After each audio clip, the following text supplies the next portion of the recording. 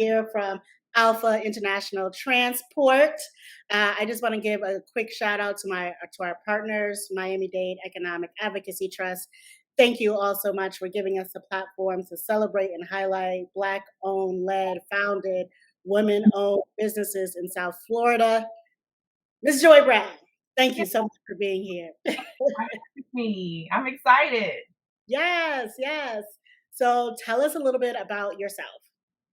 Well, my name is Joi Brown. I'm the operations manager of Alpha International Transport. We are a 3PL freight brokerage logistics firm offering a full line of transportation arrangement solutions for shippers to have their shipments, their commodities transported across the U.S. I love it. So tell us a little bit more about your entrepreneurial journey. Why transportation? Was this your first entrepreneurial endeavor? Tell us a little bit more about how that has all come about. This is my first entrepreneurial endeavor, and this vision came about through my husband. He actually had the first insight into transportation. He used to help transport automobiles. Hmm. And during the pandemic, it's like, okay, we're home. I was working at Amazon at the time, and it was a heavyweight. So once they said, you could go home for COVID, at that point, I was home for a while, turned in my resignation and said, let's do something else.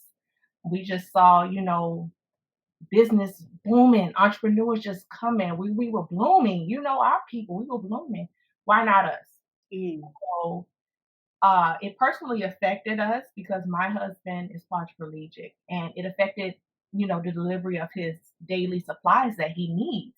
And we just brainstormed, my husband, myself, and, our other partners, who is also a husband and wife duo, Brandon Jones and Raina Jones, I'm sorry. And we just came together and said, let's start a transportation arrangement solutions company. So we did our research. We realized that we can be a service to not only ourselves, but the community and the world. We can be a part of this huge conglomerate that allows us to provide services of products that we need on an everyday, daily life, daily scale. We need it. We need tissue. We need fruit. We need flowers. We need medicines. We need all that. And it takes a large community to make sure that those things are transported from point A to point Z because it's a lot of in between. So it was a perfect fit. The dots have been connected perfectly, and we're a small business. We're new, but we are growing. Mm. Yes. I love that. How did you get started? I know there's probably a lot of folks who are like, I would love to get into transportation. What are some tips that you have for those first steps? I know you mentioned research. Research what exactly? Do you guys actually own a line of trucks, or are you more of a brokerage firm? Can you talk a little bit about that? We're a brokerage firm. We're a non-asset, which is great right now because we're promoting a service rather than what we own. And that allows shippers and carriers to say, you know what, you're going to work for me because you're not trying to get me to just use your trucks, but you're all in to help me get my shipment shipped, vet out the proper carriers to help transport our commodities. And how you get started, you have to figure out what you want to do in transportation. Do you want to help transport? Do you want to be the broker? Or do you want to are you the shipper? Are you the carrier? What side do you want to do? And then you realize, okay, it's a lot to be transported. What do you want to focus on? You want to focus on drayage by working with, the port, working with a company that picks up your containers and have them shipped or sent to the warehouse to be stored. Do you want to deal with pharma? Do you want to deal with refrigerated goods? Do you want to deal with household items? You have to research all those things. You can do it by Google. You can do it by YouTube. You can call companies and ask them. Just because there's another company doing it, that doesn't mean that you can't call them and ask them how they got started. There's no competition. There's alliances. It takes one to help one to grow into a team to become one. So that's what we did, and that's what we're continuing to do. Like our village is growing, and you have to be a people's person because you're dealing with people. You're not just sitting here on the computer, just, okay, you have a container full of clothes that needs to go from point A to point B. No, you have to communicate with the shipper. They're calling, that's your in person. Your voice is your in person. They have Mhm. to know you. You have to know both sides.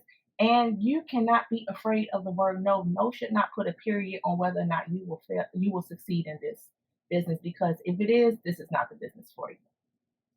Man, you said a few gems. First of all, that you're not in competition, we are in alliances, yes, and I believe that's true for all business industries. I really want us as entrepreneurs to start thinking that way and stop asking, "Who are my competitors?" but more or less, "Who can I partner with? Who can be my alliances? Who can I collaborate with? Who can I learn from? Um, Yes, and how can I share that knowledge as I continue to grow?"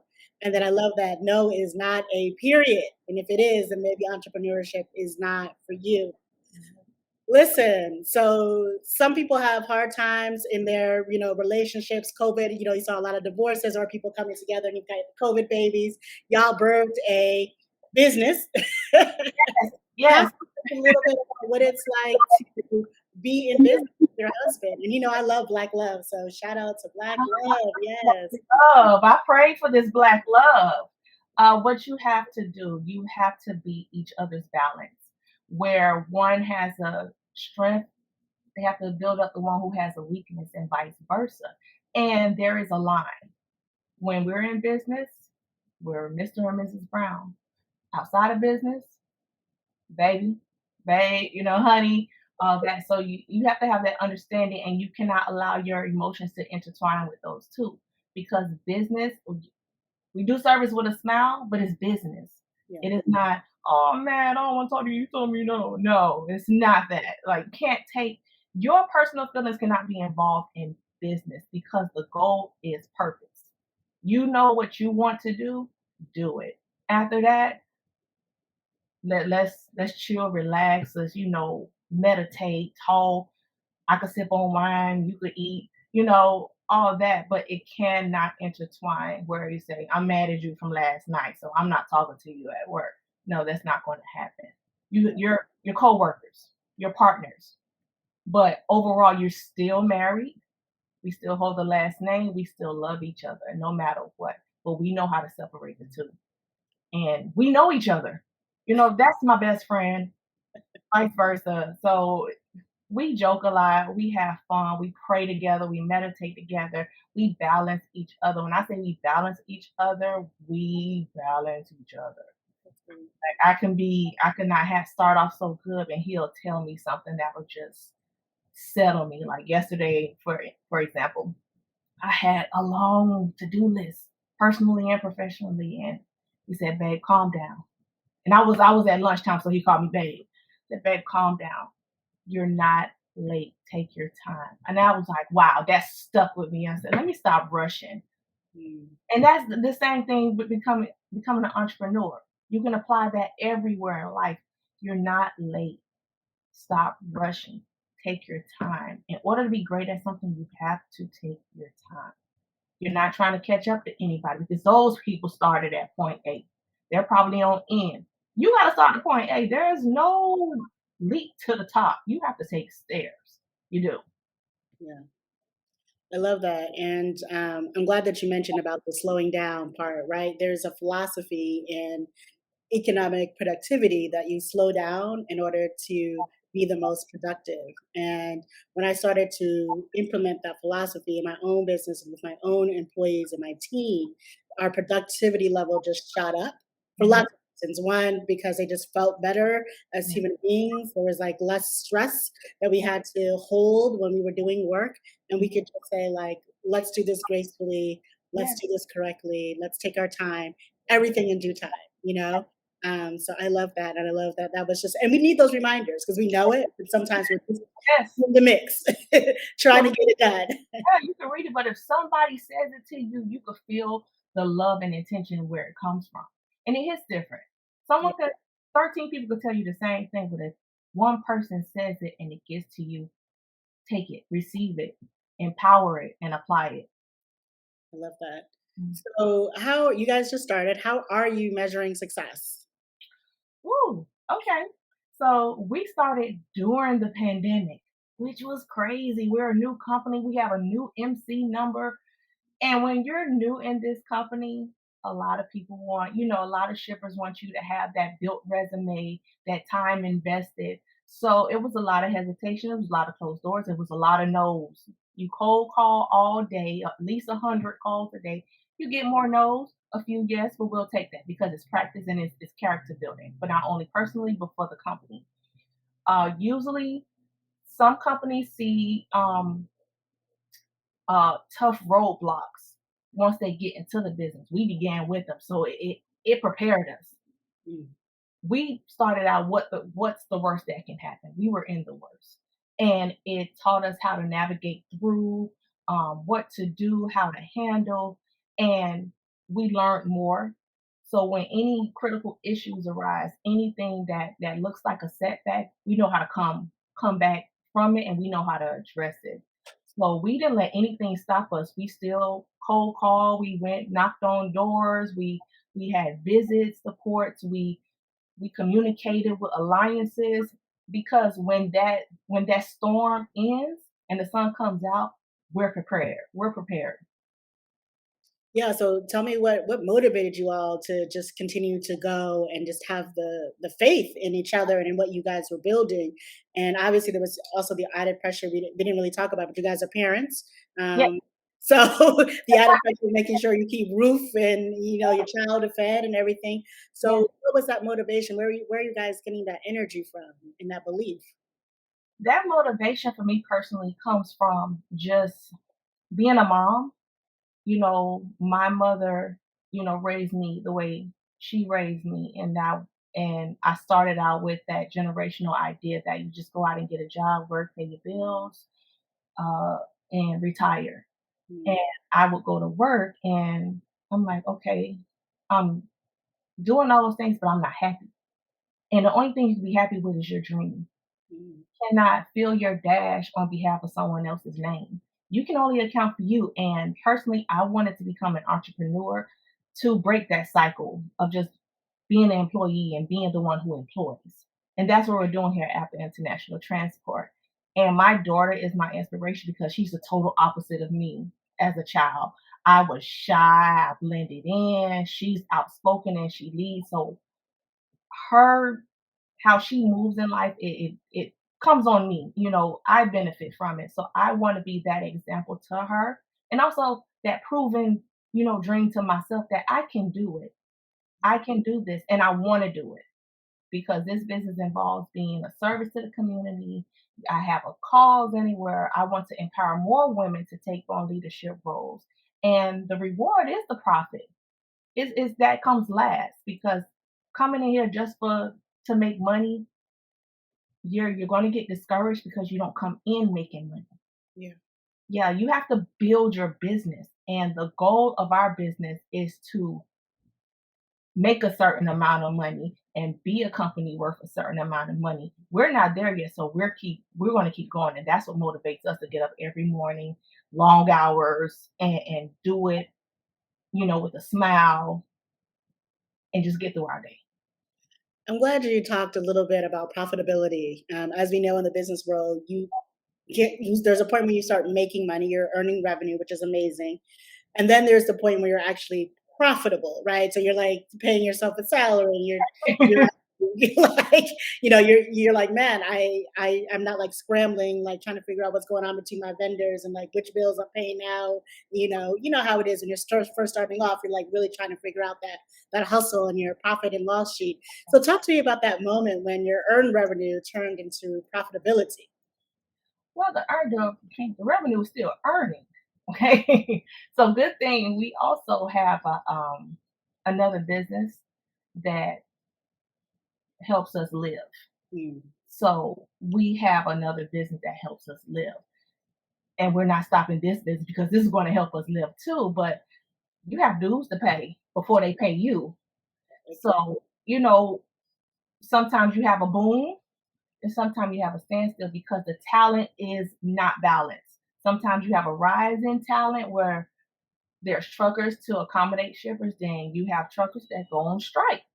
Mm, That stops that not necessarily stops, it slows down the process of shipping. So you have to be willing to adjust because it adjusts on you.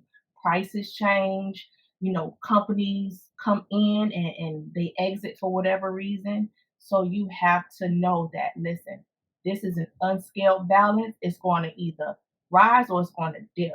Are you going to stay on that scale? And we decided we're going to stay because we know what's at the end of the tunnel. This is a multi-billion-dollar industry Yeah. that we can benefit from, but you got to stay the course. We're staying the course because you know the illustration that the digger is digging for a diamond, right? Mm. Right before he hits that last wall to get that diamond, he quits. No, that's not us. We're gonna keep chiseling out that rock and I get to love that diamond because we have a goal and we're strong on it. And the dots are connecting to where they're supposed to. You can say, I want to be $100 million company. It's not going to happen tomorrow. You're going to get maybe 100,000 here. It rise to 250. You have to rise. It's not going to all fall in your lap. You have to work to have that number rise, and that's what we're doing right now. I love that, Joy. So I want to go back to that moment when you decided to put in your resignation at Amazon, because I know that there are some people who are going to be listening who are in that throes right now, who are very unhappy in whatever their 9 to 5 is, or in corporate America, especially Black women. There are many statistics that talk a lot about the microaggressions, the trauma, and just the statistically unhappiness that we have, but also the fear, because there Mhm. is something nice about having a steady paycheck, even if our paycheck is undervalued and we're only making 62 cents to the Right. dollar, compared to our white male counterparts. Yeah. What was that moment like? What were you thinking, feeling? And then what was the time? Because you said you've always wanted to be an entrepreneur. But Right. when was it like, you know what? I've decided I'm putting my stake in the ground and I'm 100% Right. gonna put in that resignation and move with my husband and for my family and to create a different life and a different reality for us. Right. It all goes back to when I was actually a 9 to 5 employee, where they said always put a savings account to the side between six months to a year in case something happens. And when I became a parent, I implemented that because you never know. I was let go from a job when I was 6 months pregnant. Mm, So, I was able to enjoy the rest of my pregnancy and, spend time with my daughter, then go back. But I had that cushion. You have to have a cushion because you don't know what this new endeavor, how long it's going to be before you profit from it. Uh, the moment I said I was done, my body was done lifting at Amazon. It mm, really was. And COVID, even though it was harsh, it came at the right time. I was able to have that time off that they gave us and talk with my husband. And we went over everything, the pros and the cons. There were more pros and cons, and it made sense. It didn't take away from us because we know how to adjust to, have just necessities. You have to be able to go back a little bit. mhm. Used to going out to eat and stuff like that, be ready to cook. Make sure, you have kids, that they're good, that you're good, you have enough money to pay your bills and everything, and that you're comfortable. That is because starting a business can stress you, and you don't want it to strain you from a pot that's empty. You have to have something in that pot. So when he said that, I was like, mhm, resignation time. This is time. But when you put in that resignation, you have to be ready to go. You have to be in go mode. Yeah. Go Go for it. Do not allow your dream to die. Mm. If you can make it come alive, now I'm not saying if you can't make it come alive. What's stopping you? You get out of the view of other people's eyes and how they see you or what you think they expect from you. It does not matter. What matters is where your eyes are focused and go in the direction of it. Because you're going to walk this journey alone because this is your purpose, but you can do it with community that has your back. So that was my moment, and now I do not look back. It could get hard, and I do not wish to go back because I understand. And you can understand, but then you're going to also have to get in those waters, those troubled waters. You're going to have to get in, but you don't drown. You have to find your way to stay afloat, and that's what we're doing here. I love that. I love that. So, how do you take care of you, Joy? What's your self-care routine? Self-care is prayer, meditation, breath work, laughing at my child, enjoying who I'm becoming. 'Cause when I was young, I was closed in. I was that shy child who rather, blend in with the choir instead of raise my hand to volunteer as a soloist. So I'm breaking out of a long, overdue hard shell, and I'm becoming more than I ever thought I would be. I told myself I would speak more, I would, represent for women more, I would do this, I would do that, and I'm doing it. And all it takes is a leap of faith. Listen, you got to just do it. No one's going to pull you into that room. You have to walk through it. No one's going to sit you at that table. You have to pull a seat, even if you have to bring your own. And you do it. I am loving who I am. I'm loving the skin I'm in too. Like, you see, I'm natural. I was one of the, I had, what you call it, the crack in my hair. I'm natural. I'm loving my hair. I'm loving the journey. I'm just loving me, and I'm loving the decisions that I'm making unapologetically for my life and the life of my family. Because it's not about me. I'm a woman, but I'm also a wife and a mother, then an entrepreneur. Mm, So once you know your pyramid, you can make it stronger. You can make sure that pyramid is not break. I So love that. I'm loving it. I self care. Oh, I take drives sometimes by myself. I take the long way home.